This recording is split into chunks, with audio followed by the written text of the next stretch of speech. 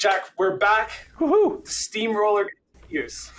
All right. What do we got on deck for today? Oh, one of our favorite things. We have an item from the mailbag. You've got mail. So here's what we got. And it's in the context of a larger note. But the basic question is this. I'm getting questions about my utilization of the software that we spent. So I think they mean the amount of money that they spent on security software. And the question is, how do I measure and then tell people about the value I'm getting? That last part I paraphrased. And I think this is a great freaking question, because you and I talk all the time about the risks of shiny objects. We've done any number of reports in the past on the amount of security technology that goes underutilized. I always say that security is the chief form of shelfware of any software products, right? And I always use the treadmill metaphor, right? That people buy security software because just like a treadmill, it feels great the day you buy it, and then you're hanging clothes on it 3 weeks later because you never changed your habits, and it's the same with security. So I figured it's a great mailbag for us, right? So as somebody who owns responsibility for the budget of a pretty big company, who's been the CISO of a really big company and had to worry about it, how did you approach the problem of making sure you're getting your money's worth out of the technologies or services or what have you that were part of your security budget? And then how did you explain it to the folks you were talking to? That's a good one. There's a couple sides I would kind of approach it from, and I'm not sure the best one to start with, but I'll start with yours, saying from the position that I'm in today, right? Not only here with New Harbor, but like what I see like our clients deal with. The question will inevitably come up, right? And it's may not be here today, may not be here next year or the year after, but eventually there's going to be some type of a regime change or business strategy is going to change, where people look internally at their spending, and the questions come up, especially if you have large line items, right? Of saying like, hey, why are we spending millions of dollars or $500,000 on this thing, right? What is it? It does security stuff, but we don't know what it does. Like, how do you justify that? If people aren't prepared to tell a story, especially in the eyes of like procurement and people who are controlling the budget, it can kind of put you on your heels a little bit. What I look for here and for other clients is you've got to be able to tell a story to it, right? How does it enable the security program? What part of the security strategy is it enabling for you? If you have a tool or a system or a platform that's enabling how people work, like you have to be able to tell that story, but more importantly, like you've got to put it in business terms that like a non-security person can understand.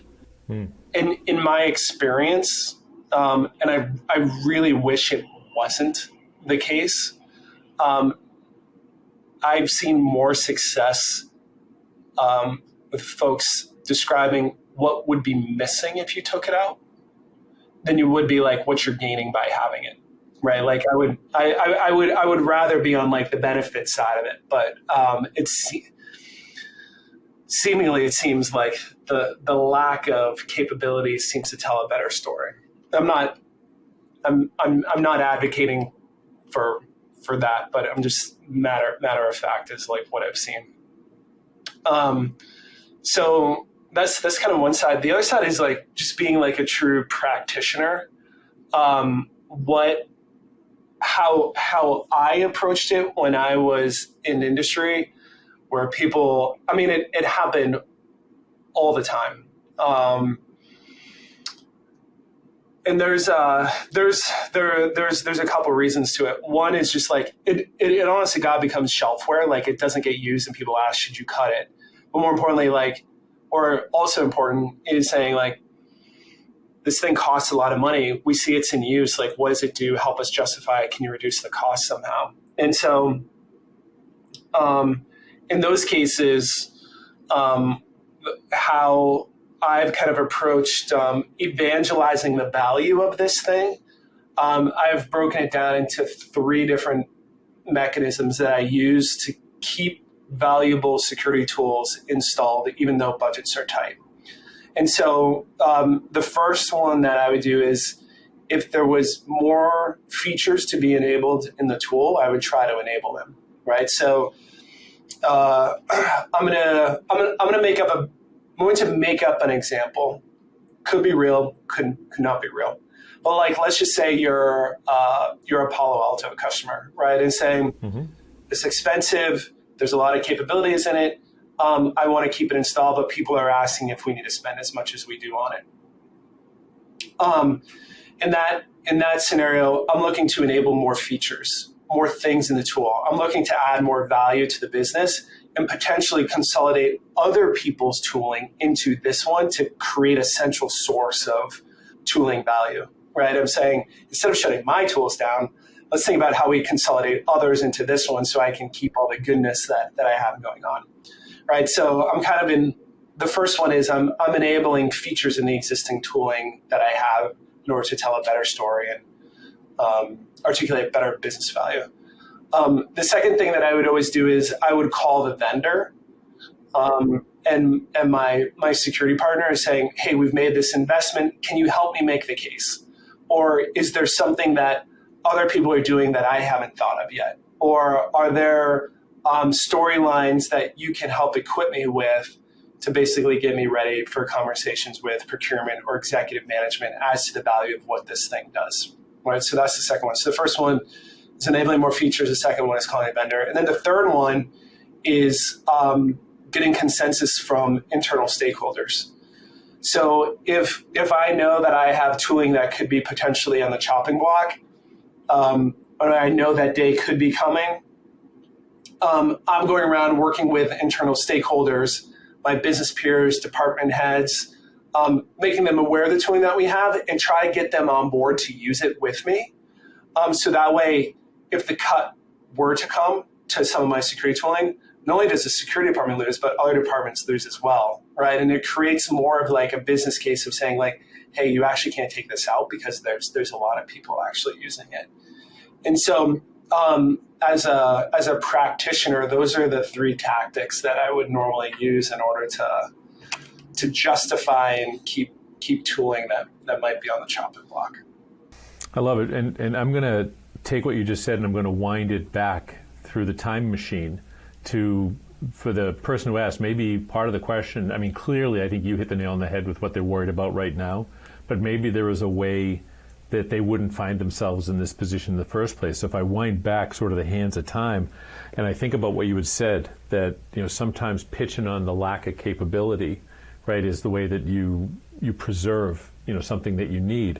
I was thinking about the R4 process, right? Request for proposal, request for information, whatever.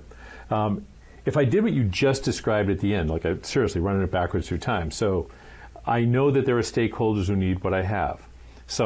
And what I'm going to get. So I talk to the stakeholders as I'm building out the RFP for whatever the software is going to be, or the request for quote for the process, what it's going to be.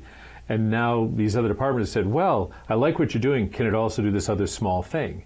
And that finds its way as a requirement into the RFP, so they find themselves associated with it. So that by the time you make the selection, and you can even do it ensemble, right, with the team, you make the decision of what it is, they feel both a party to that decision, so they feel some personal investment in its ongoing success. And you've already preset the organization's expectation for the value that's going to be delivered from someone who's not you, if it's your budget center, right? So I think that was a really, really smart. You're talking about using it sort of ex post facto to ensure that you get to keep what you have. But I think that same smart idea applied before the process, creates a more bulletproof approach to it. If I can change, if I can add one more thing to it, yeah. It's sort of this idea of ongoing measurement, right? So part of the proposal should be myself and now these stakeholders that you've brought to the table need this particular technology or service from cybersecurity perspective to do X. And here's what we're going to report on. Things like adoption rate, things like find rate, things like decreased cost of ownership, whatever the hell it is, right? You put those things together and you start reporting on them so that whoever said, yes, you can go get it. You not only have created your cabal of support, right, which I think is a great idea, but now you've created what the results are. And so that anybody, even outside that group, who says, yeah, this is a good idea based on the measurements, can't come back later and say, oh, hey, you know that? Not so much. It's like, well, dude, we did this because of this and this and this. And if those measurements are things like, we expect to block, 100 attacks a month or 1,000 corrupt email messages from getting through, then I can actually report on that and say, okay, well, we can do that, but you realize that we will no longer be blocking all these messages, or we will no longer be identifying all these things. And that is going to be a hard pill for anybody to swallow from their own sort of personal political capital perspective. So I think that just makes an awful lot of sense. Going back to the listener's question, if we reposition the way that they asked it, right, and what they're finding is they're seeing, like what you had mentioned was budget cuts, and maybe it's not a specific budget cut, maybe it's sort of generic. How would you, if you had to make the cut? So now they're not saying, Justin, get rid of XYZ tech. They're saying, Justin, you've got to cut 15% out of your capital budget for software/software products. How do you figure out either how to do that or how to balance that with other kinds of costs, or try to make a case where you can be the only organization who doesn't see a cut? Before we go with that one, I just want to go back to something you said with the RFP process or request for artifacts. There's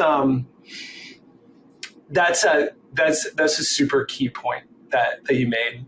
Like collecting stakeholder buy-in and business buy-in at that level is definitely the correct way to do it. And without a doubt, it's the spirit of there shouldn't be any surprises, right? If everybody knows what you're doing, you bring everybody in, everybody's on board, you're naturally going to have all the stakeholder support that you need, and that's definitely the right way to do it. The other side that I come back to, like the last question that you just asked, was this is going to be a very unsexy answer, and it's probably takes a little bit more explanation than we might have time here for. But simply put, I would inventory the tools that I have, or capability. Let's call them capabilities. I would inventory the capabilities that I have, right on, and I would force rank them, right, and saying which ones provide the most value to my cybersecurity program and the business that I work for. And I would go through the list and say, what is it I have to do without, or that I can do without? What are the things that would do the business the least amount of harm if we let them go? I think that's a harder question to answer for most people, but the way I've always philosophically approached my cyber program is that nothing should be done, no effort should be expended unless you know it's providing business value. Right. Which also requires that you understand what each technology you bring in and what each feature that technology provides to your business, right? And so I think it's important as a leader to have that inventory, right? Like you have one job, is to run cybersecurity for the organization that you work for, and it's like you should, that's something that you should at least have a topical understanding of, right? Like there should never be a scenario where you'd be like, oh, I don't know what this one does, or I don't know what that does, or I don't know what this feature is good for. It's like, no, this is your job. You need to know these things. And so for me, like that force ranking was always a pretty easy thing. And if someone came to me at any point during any day, right, of saying, hey, can you get back to me in the next 30 minutes? I'd probably check with my team. I'd say, hey, here's my force ranking. Do you guys, you and my team, agree with this? Any reason why we should change it? No. Here's what I would ask. I don't think it has to be a long thing. I'm going to come back to you with a question based on hundreds of hours of discussions with you. And it goes to a word you've used a couple of times that some of the longer-lived audience will pick up on, but maybe the newer members won't, which is that idea of feature and capability versus product, right? Because when we're talking about force ranking, it's hard to buy a little bit of a product, right? It's hard to say, listen, can I buy 3 slices of bread, please? No, you're taking the loaf, right? And I'd say maybe just to get your thoughts on it, because you are the champion of getting what you need and not, basically anchoring yourself to more than you need, right, to get the security capabilities that you're looking for. What do you think about the option for someone who finds themselves in that scenario? They're saying, all right, you got to get rid of something. About taking a step back and saying, is there a different way to get the features that I need, right? So maybe I've got 3 different endpoint platforms, right? Or maybe I've got an endpoint platform and a gateway platform.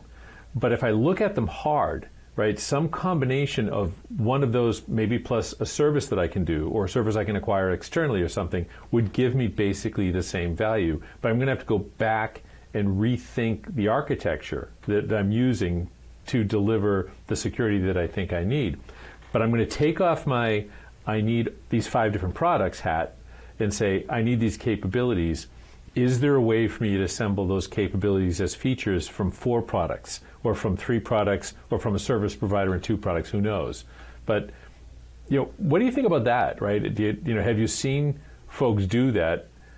Or do we have to really, really work hard with the industry to help the market understand that they should be asking for the features and not selling the product, not just buying the product? I like this question. Well, because it came from hundreds of hours of talking with me, right? Right on, man. Yeah. Who better to ask? The way that I would encourage people to think about it is when you buy security technology, you buy a brand, frame it however you want. That brand costs whatever amount of dollars, and there's probably one feature in there that's of more value than the others. And I would say, is having that one feature worth the total cost of that brand, right? Like, let's say you buy a really expensive platform, make up whatever name you want, right? And saying it can do all of these things. It is the Ferrari of security tools, and you can do a little bit of this, you can do a little bit of that, you can do this capability over here. But really, you buy it for that one feature that you're going to use, and you have aspirational hopes you'll use the rest later, but really that day never comes. The question I would say is saying, is the cost of the total platform worth that one feature? Or is the feature worth all the cost of everything else that comes with it? And I would go out on a limb and say no. In most cases, it's not worth it. Mm-hmm. This scenario exists, and it's totally true that you can stitch together features from a combination of sources and locations to get a better outcome, right? That's totally doable. The piece where I see people struggle with is not everybody has the expertise and the know-how to put all those things together. Like, for me, like, I've been doing it a long time, and I find security technology to be easy. Like, it's easy for me to get my head around it. And if you give me a manual, give me 5 to 10 minutes with a manual, I can for the most part tell you all the features, where it fits within a security program, which pieces you should use, which ones you shouldn't use, where to go elsewhere for better capabilities. It's seriously a 5 to 10 minute exercise, but I've been doing it for a really long time. I think to get our industry to that point in a more of a commoditized way, I don't really like the term, but I can't think of a better way, a more accessible way. The industry needs to come along too, which means that there needs to be a level of open standards that are widely embraced within the industry to get that everybody kind of subscribes to get to a point where there's open interoperability between technology, and features really. But honestly, our industry isn't incented to do that today. People make too much money by creating closed systems, and it's kind of at the expense of all the practitioners. Done. So I think we've done a good job of answering. And by the way, I wanted to give a shout out. It was Chris who sent us that question. I'm not going to tell anybody where he's from, but I'm assuming it's he, perhaps it's she. So whoever you are, thank you very much for the question. For our existing listeners, I want to encourage you to send us questions like this as well, because as you can tell by the tones in our voice, the mailbag questions are one of the most fun things that Justin and I get to do. So feel free to send those questions in. And just to sort of wrap on this, I think that you've heard a number of themes, right, that we've talked about in the past, right? That the shiny object's not necessarily the thing. Features are the thing. Think strategically about it. Be communicating. Bring your stakeholders in early. I really appreciate the question because I think it allowed us to tie a whole bunch of stuff together. And I think that's a wrap. Nice. All right. For listening, you like this episode, please like, share, help spread the PWNED gospel, if you could. If you have questions for Jack and I, whether it's mailbag, whether it's security technology questions, product questions, you have a question about breaches, you have topics for breach of the week you want us to go through, please send us in. Send those in to us at pwned@newharborsecurity.com. And if you need excellent, capable cybersecurity help from people that actually give a shit, you can find us at newharborsecurity.com, and you can reach us at info@newharborsecurity.com, and we'll get you on the next episode.